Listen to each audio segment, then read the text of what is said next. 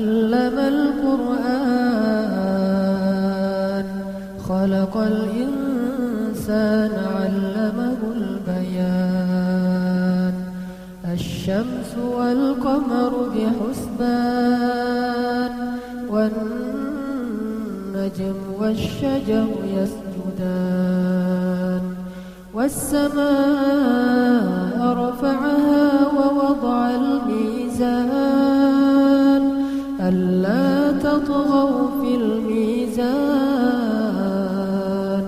وأقيموا الوزن بالقسط ولا تخسروا الميزان والأرض وضعها للأنام فيها فاكهة والنخل ذات الأكمام والحب ذو العصف والريحان فبأي آلاء ربكما تكذبان خلق الإنسان